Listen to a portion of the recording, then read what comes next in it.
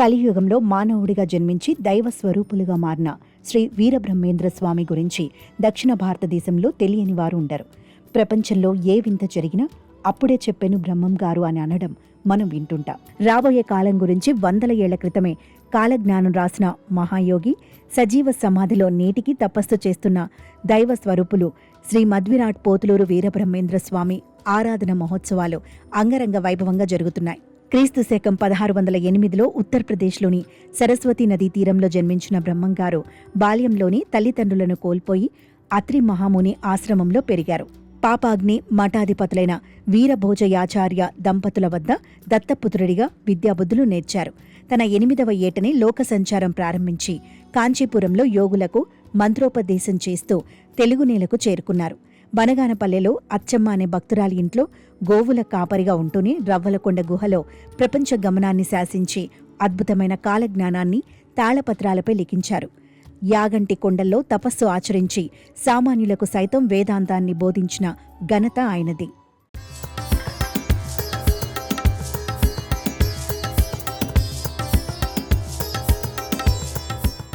సాంఘిక సమానత్వానికి ప్రాధాన్యమిచ్చిన స్వామివారు సిద్ధయ్య, కక్కయ్య వంటి వారిని శిష్యులుగా స్వీకరించి కులమతాతీతమైన సమాజాన్ని కాంక్షించారు. జమ్మలమడుగు సమీపంలోని పెద్ద కొమ్మెల గ్రామానికి చెందిన గోవిందమాంబను వివాహమాడి ఆపై కందిమల్లాయపల్లెలో స్థిరపడ్డారు. అక్కడ స్వయంగా తానే ఇల్లు నిర్మించుకొని బావిని తవ్వి గృహస్థునిగా ఉంటూనే ఆధ్యాత్మిక పరిమళాన్ని వెదజల్లారు. కలియుగంలో పాపాలు పెరిగినప్పుడు తాను వీరపోగ వసంతరాయలుగా మళ్లీ జన్మిస్తానని కాలజ్ఞానంలో స్పష్టం చేశారు. చివరకు క్రీస్తు శకం 1688 వైశాఖ శుద్ధ దశమి నాడు తన అవతార సమాప్తికి సమయం ఆసన్నమైందని ప్రకటించి శిష్యగణం మధ్య కందిమల్లాయపల్లెలో సజీవంగా సమాధిలోకి వెళ్లిపోయి తపస్సు చేస్తూ కూర్చున్నాడు. స్వామివారి ఆదేశాలతో వారి వంశస్థులు శిష్య బృందాలు సమాధిని మూసివేశారు.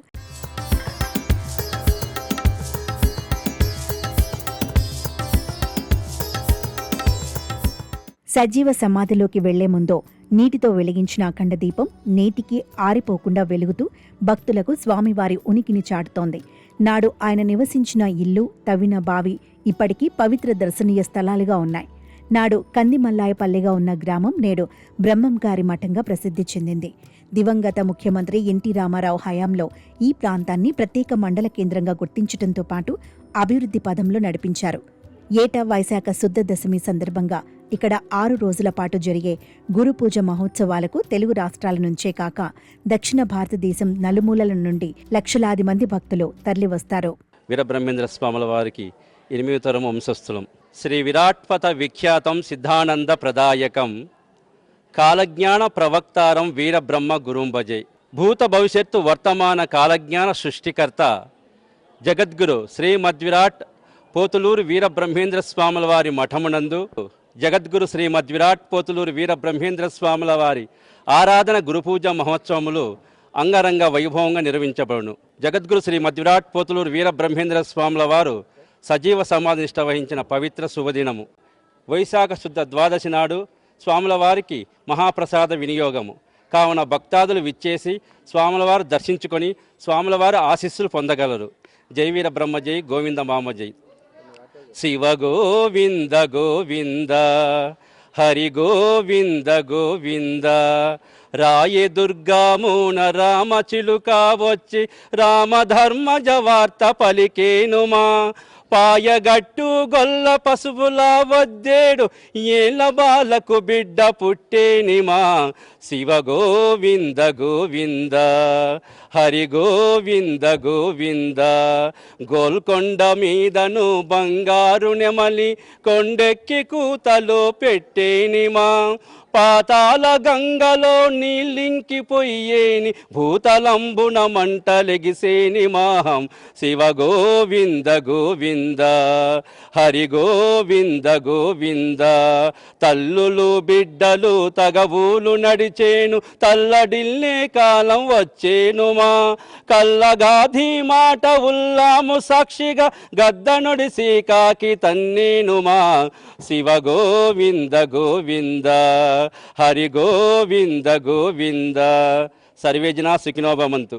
జగద్గురు శ్రీ మధ్విరాట్ పోతులూరు వీరబ్రహ్మేంద్ర స్వామి భక్తులందరికీ స్వామివారి ఆశీస్సులు ఎల్లవేళలు ఉండాలని కోరుకుంటూ ఆశిస్తున్నాను.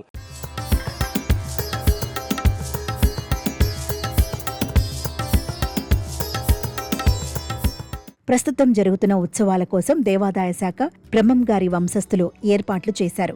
స్వామివారు రచించిన అసలైన కాలజ్ఞాన తాళపత్రాల ప్రదర్శన, రథోత్సవం భక్తులను విశేషంగా ఆకట్టుకుంటున్నాయి. భక్తులకు ఎటువంటి అసౌకర్యం కలగకుండా అన్నదాన కార్యక్రమాలు, వైద్య శిబిరాలు, రవాణా సౌకర్యాలను అధికారులు పర్యవేక్షిస్తున్నారు. మహిమాన్వితమైన ఆ సజీవ సమాధిని దర్శించుకుంటే కష్టాలు తొలగి జ్ఞానోదయం కలుగుతుందని భక్తుల ప్రగాఢ విశ్వాసం. భక్తిభావంతో పులకిస్తున్న బ్రహ్మం గారి మఠం ఇప్పుడు ఆధ్యాత్మిక క్షేత్రంగా విరాజిల్లుతోంది.